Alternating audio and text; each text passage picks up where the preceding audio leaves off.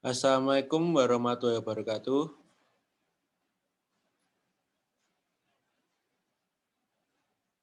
Slide-nya emang langsung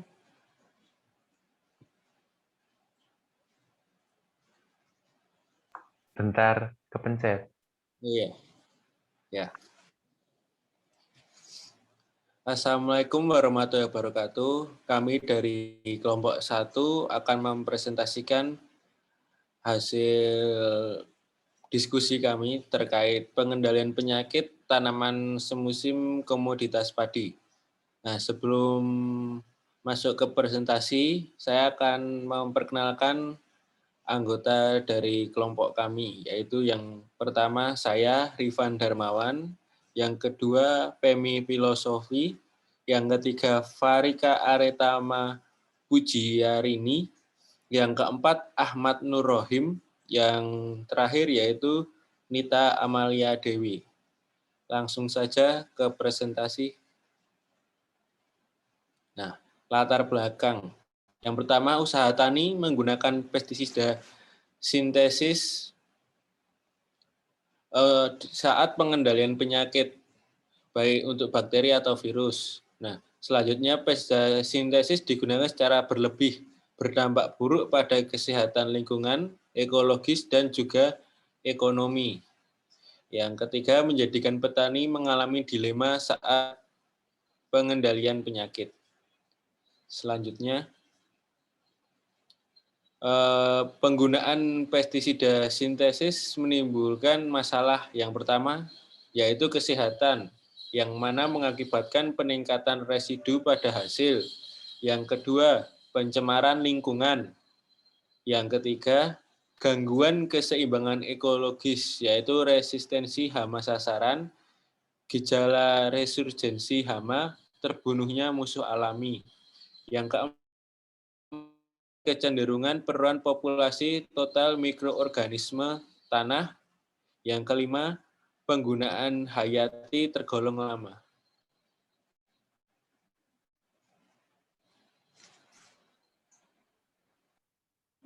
Melalui pengelolaan penyakit tanaman terpadu atau PTT merupakan alternatif pengendalian yang lebih ramah lingkungan, semakin besar untuk menurunkan penggunaan pestisida sintetis.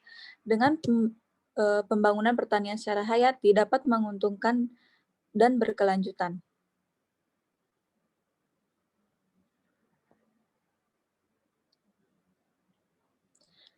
Tanaman padi atau Oryza sativa L merupakan tanaman serelia yang penting di Indonesia. Tanaman padi sendiri merupakan bahan makanan pokok bangsa Indonesia. Oleh karena itu, produksi tingkatkan. Next. Baik, selanjutnya salah satu permasalahan utama pada padi yaitu penyakit yang menyerang tanaman padi. Terbukti hingga sampai 30% dapat menurunkan hasil panen padi. Nah, ada beberapa penyakit utama yang menyerang tanaman padi. Yang pertama yang disebabkan oleh bakteri Xanthomonas campestris. Lalu yang kedua ada penyakit tumoro yang disebabkan oleh virus tumoro yang dibawa oleh vektor wereng hijau yang terlihat di bagian pucuk daunnya itu menguning hingga ke bawah. Selanjutnya ada beberapa penyakit juga. Yang pertama, selanjutnya ada bercak daun yang disebabkan oleh jamur Picularia grisea yang mengakibatkan adanya bercak kecoklatan di bagian daun yang berbentuk buah ketupat. Selanjutnya ada busuk batang yang disebabkan oleh jamur Helminthosporium sigmoideum yang mengakibatkan busuk pada pangkal batang. Lalu ada hawar pelepah daun yang disebabkan oleh jamur Rhizoctonia solani, dan ada penyakit kerdil hampa, Rhodiostein, dan kerdil rumput atau resistan yang diakibatkan oleh virus yang dibawa oleh wereng hijau. Selanjutnya. Untuk berikutnya yaitu solusi pengendaliannya yang kita tawarkan yang pertama yaitu pemilihan varietas padi. Cara pemilihan varietas padi ini yaitu dengan cara pengendaliannya itu murah, mudah, aman, dan efektif. Yang pertama, bahan hawar daun bakteri seperti ada penyakit atau di sini tuh hawar daun itu seperti penyakit kresek gitu kan ya. Nanti ada bisa pilih Inpari 4, Inpari 6 atau Inpari 32. Terus ada varietas tahan tungro itu nanti ada tukat, palit, terus tukat petanu, tukat undah dan lainnya. Terus varietas tahan hama wereng coklat itu ada Inpari 13 dan Inpari 33. Terus varietas yang tahan penyakit belas itu ada varietas Towuti, Situpat Tenggang, juga ada Inpago 6, Inpago 7 dan Inpago 8. Nanti di sini bisa dilakukan pemilihan varietas ini merupakan salah satu hal yang terpenting karena penyakit itu mampu menekan karena dengan menggunakan varietas ini tuh bisa mampu menekan perkembangan patogen sehingga menurunkan kemampuan menginfeksi tanaman. Terus untuk berikutnya ini solusi yang kedua ada penggunaan benih yang sehat. Kenapa benih yang sehat? Karena dari benih yang sehat ini nanti akan mengurangi banyak sekali mikroorganisme yang dapat mengakibatkan sakit pada tanaman. Kan di sini kan benih. Saat benih itu akan ditanam tentunya akan membawa mikroorganisme antagonis atau juga mikroorganisme seperti yang bertindak sebagai PGPM atau Plant Growth Promoting Microorganism yang sifatnya itu merugikan atau juga dapat bersifat tidak merugikan. Di sini nanti benih yang sehat itu ciri-cirinya itu ada jejak hitam, itu tidak ada. Terus nanti benihnya itu cerah. Terus kalau misal direndam itu nanti dia itu tenggelam. Itu nanti berkaitan dengan pemilihan benih. Juga pemilihan benih ini juga bisa dilakukan pelapisan fungisida atau bakterisida sebagai langkah awal untuk melakukan pengendalian atau mengurangi inokulum awal patogen. Terus mutu benih padi dapat diketahui dengan cara memasukkan garam 3% atau larutan A. Di sini ada yang benih yang panas atau yang berisi itu akan tenggelam dan yang tidak berisi akan terapung. Begitu. Nah, berikutnya itu ada pengolahan tanah. Pengolahan tanah dapat meningkatkan laju resapan air dan menurunkan jumlah padatan tanah karena tekstur tanahnya itu menjadi lebih lemah sehingga lebih mudah ditembus akar.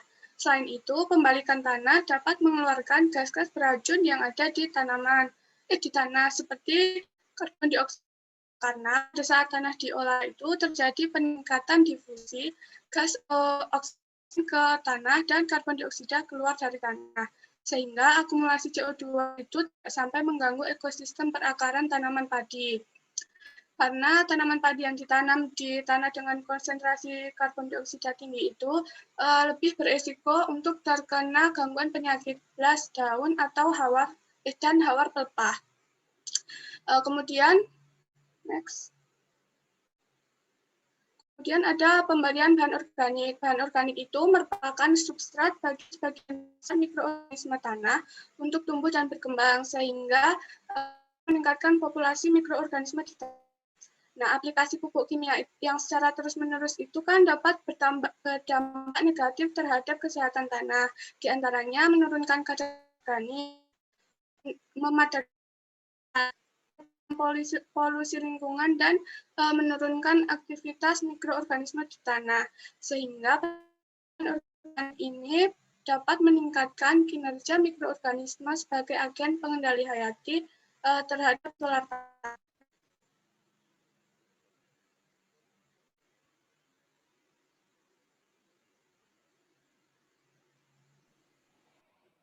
Selanjutnya yaitu waktu dan jarak tanam. Waktu dan jarak tanam perlu disesuaikan dengan lingkungan. Diusahakan umur tanaman padi di satu lokasi tidak jauh berbeda di lokasi sekitarnya. Pada hamparan sawah dengan waktu tanaman padi tidak serempak, pertanaman awal dapat menjadi sumber inokulum penyakit bagi tanaman yang lebih muda.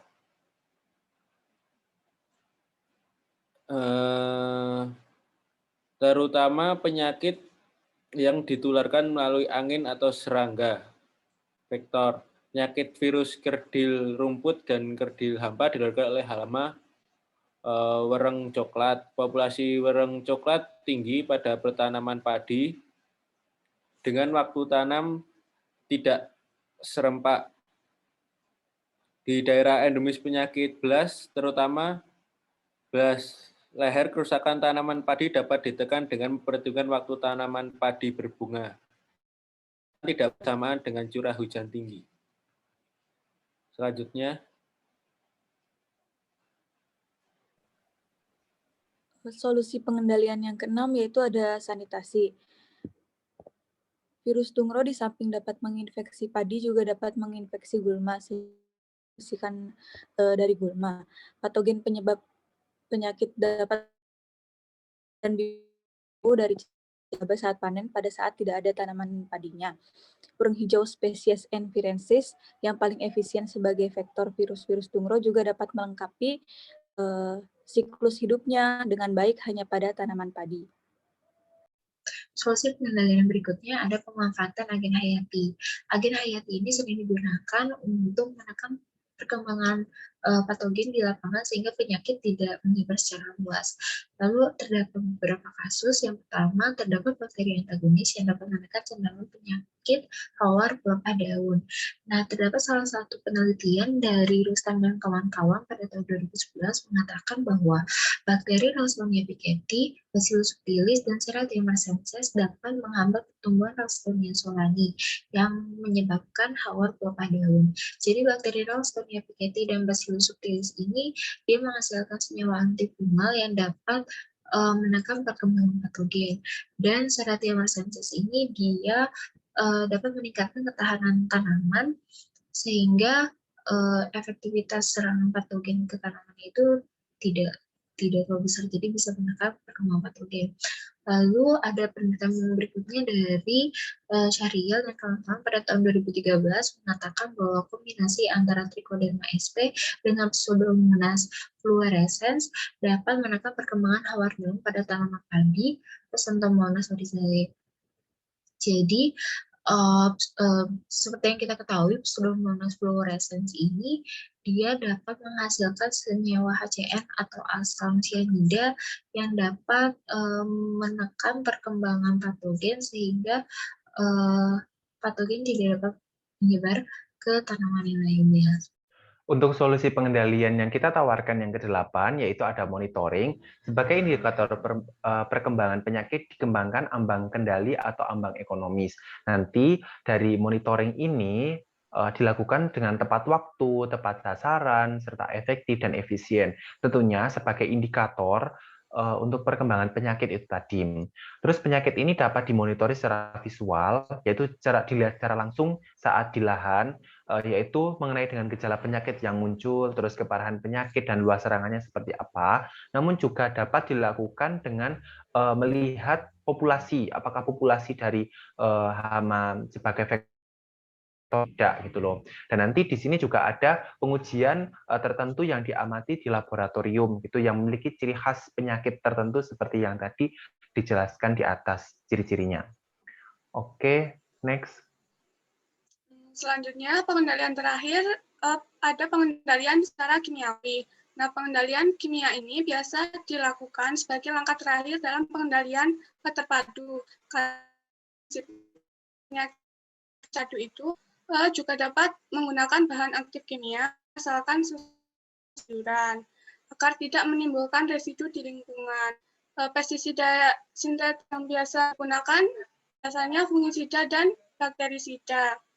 Nah, fungsinya itu untuk menekan populasi dalam waktu yang singkat. Nah, sekian yang dapat kami sampaikan. Kurang lebihnya mohon maaf. Wassalamualaikum warahmatullahi wabarakatuh.